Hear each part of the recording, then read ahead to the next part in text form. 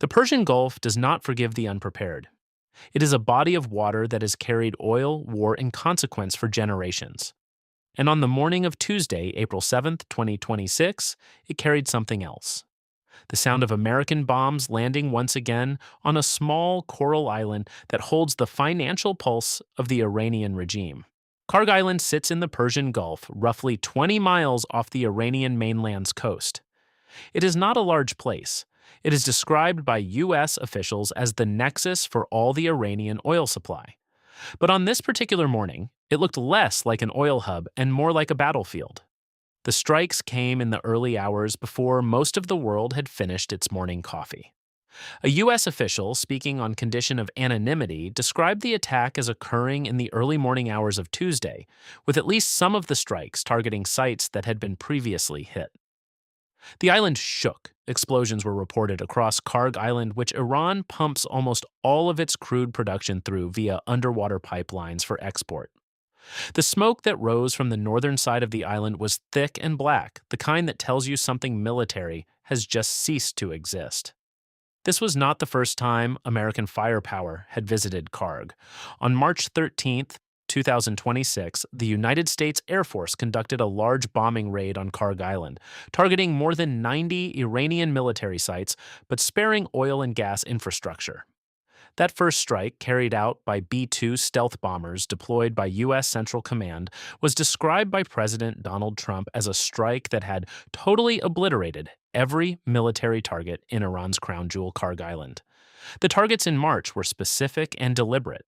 The strikes focused on facilities used to store anti-ship missiles, cruise missiles, and Iranian naval mines, as well as other military infrastructure supporting Iran's defensive and maritime strike capabilities in the Persian Gulf.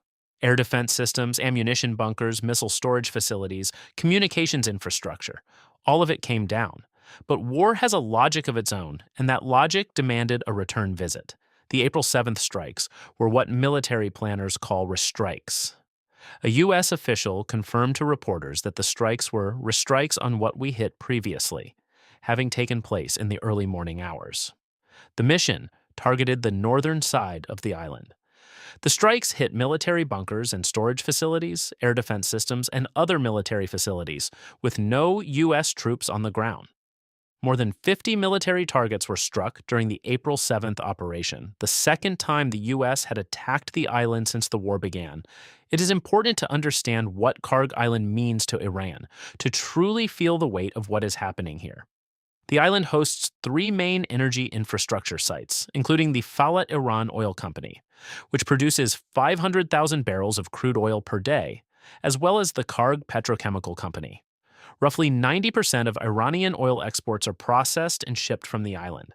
Much of the oil shipped from Kharg Island is exported to China, with Iranian oil accounting for 11.6% of China's seaborne imports so far in 2026. To strike the military infrastructure of Kharg is to stand at the throat of the Iranian economy and squeeze. Not cut, not yet, but squeeze.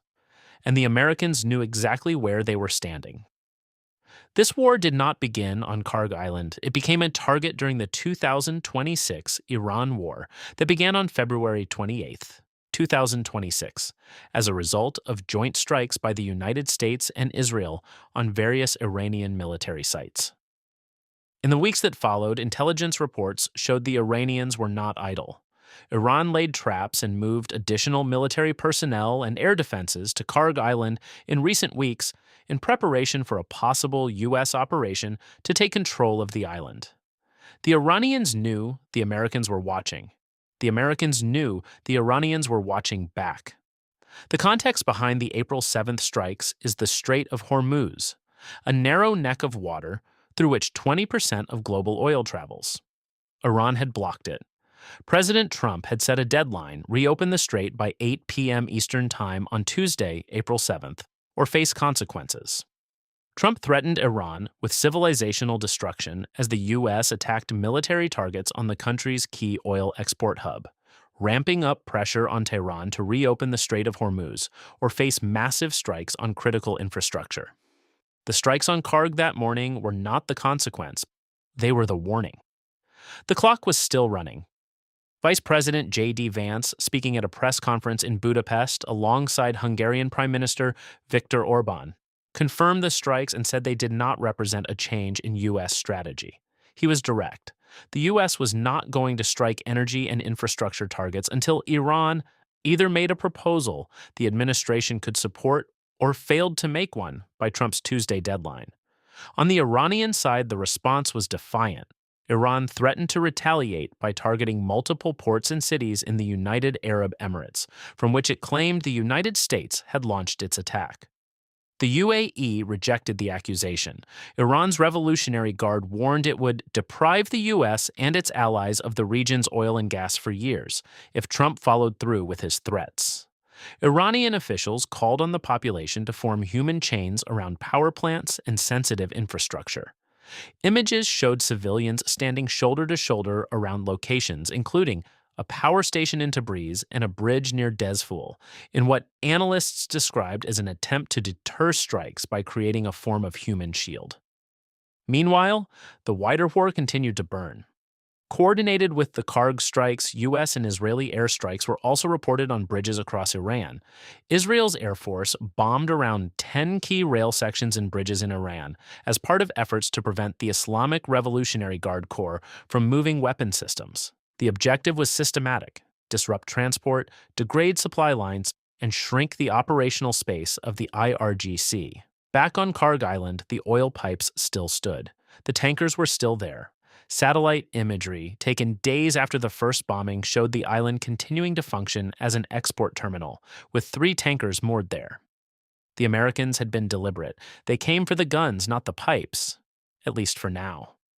Trump had made clear that the calculus could change in an instant. We can take out the island anytime we want. I call it the little island that sits there so totally unprotected. We've taken out everything but the pipes. We left the pipes because to rebuild the pipes would take years for them, he said. The strategic picture being drawn here is unmistakable. 3 different Marine units were reported on their way to the region, with the White House and Pentagon considering sending even more troops.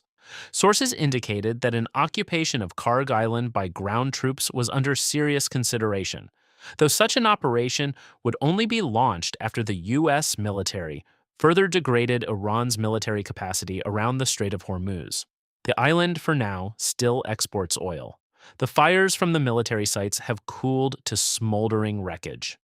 But the deadline has passed, and the wider war presses forward. More than 3,400 people have been killed across the Middle East since the conflict began. Ceasefire talks described as being at a critical, sensitive stage continue through third-party channels, with mediators scrambling to keep the door open. Kharg Island is 5 miles of coral and concrete sitting 20 miles off the coast of a nation at war. It has been bombed before, by Iraq in the 1980s, now by the United States in 2026. The oil still flows, the smoke still rises, and the Persian Gulf holds its breath. The next move on this island and on this war belongs to whoever blinks last.